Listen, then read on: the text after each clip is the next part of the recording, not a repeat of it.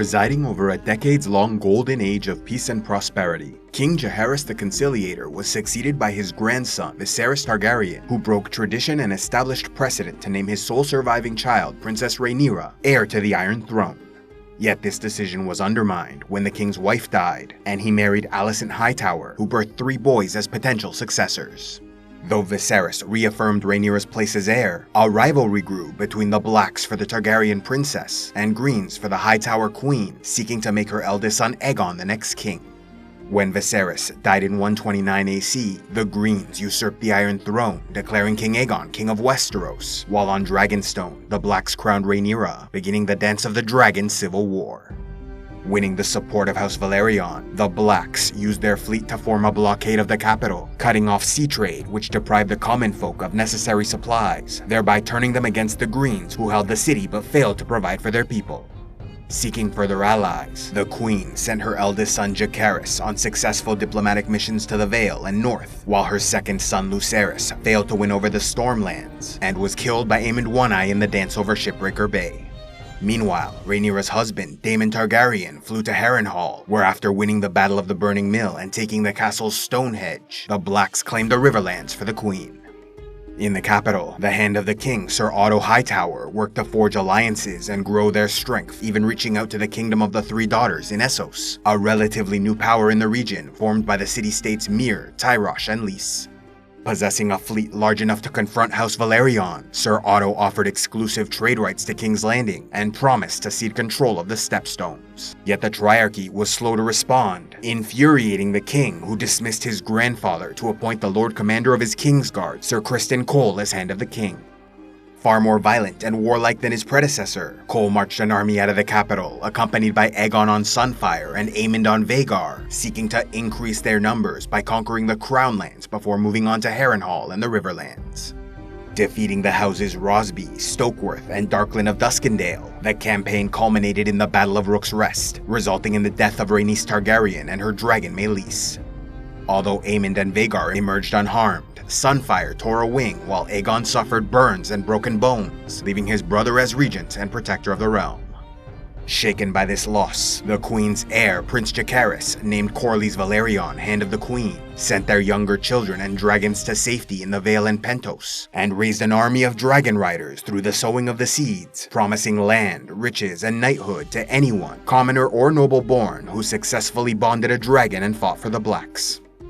Finding no shortage of volunteers, many were wounded or killed in the attempt, but in the end, Jacaerys successfully recruited 4 new dragon riders, including Hard Hugh Hammer, the bastard son of a blacksmith who claimed Vermithor, the alcoholic former man-at-arms, Ulf the White, who mounted Vermithor's mate Silverwing, 15-year-old Adam of Hall, bonding Seasmoke, the supposed illegitimate son of Laenor Velaryon, who was more likely sired by Corlys, and finally 16-year-old Nettles, a dark-skinned girl who regularly brought an offering of mutton to Sheepstealer until he grew comfortable with her presence. Proud of his kin, Corlys, with the aid of Jacaerys, approached Rhaenyra, asking her to legitimize Adam and his younger brother Alan, allowing the Sea Snake to name the elder boy his successor to Driftmark.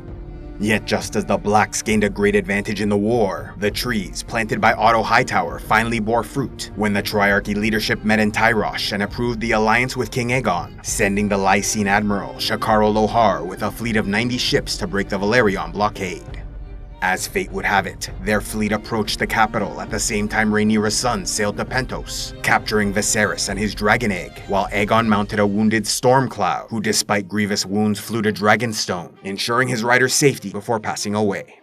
Beginning the attack, Admiral Shakaro sent half his fleet north, while the other half sailed from the south, approaching as the sun rose behind them, offering a glare which blinded many of the Velaryon ships. In addition to engaging the blockade, the Triarchy also struck Driftmark, butchering their people while burning Spicetown and harbor ships, along with High Tide, where they destroyed much of the wealth acquired by Lord Corlys during his famous voyages to the east. Learning their allies were in trouble, Prince Jacaerys called upon the Dragonseeds and led them into the Battle of the Gullet, where the overeager prince swept down upon these enemy ships only to face veteran sailors and warriors who gained experience fighting dragons when they faced Daemon Targaryen and Caraxes during the War for the Stepstones. Standing their ground, these Triarchy warriors launched spears and arrows, which at first did little good as their fleet started to burn. Facing an army of dragons, many ships lost heart and tried to flee. But even so, the forces of Queen Rhaenyra paid a heavy price for their victory, as both Prince Jacaerys and his dragon Vermax were lost in the fighting. Sources disagree about what precisely occurred, with some claiming a lucky crossbowman put a bolt through the dragon's eye, but a more likely account states Vermax was caught by a grappling hook tied to a ship's mast, which dug between two scales, tearing its wings and belly, resulting in a piercing shriek of rage as it fell toward the sea. Struggling to rise, Vermax was further entangled in the rigging of the ship, collapsing both into the water where they fell beneath the waves. Though Jacaerys survived the attack by leaping from his dragon and clinging to wreckage, he was spotted by crossbowmen and repeatedly shot until a final bolt struck his neck to finish him off. Remembered as one of the bloodiest sea battles in history, only 28 of 90 ships retreated back to Essos, a loss so grievous it led to a major political crisis for the Triarchy that led to civil war and the end of their kingdom.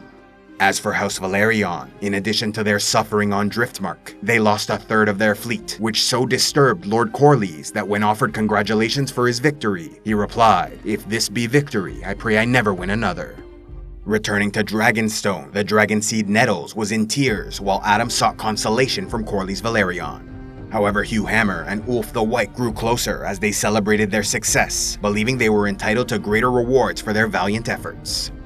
The Queen, meanwhile, was devastated, believing she not only lost her eldest son and heir, but also her youngest, Viserys, as they did not yet know he was taken captive.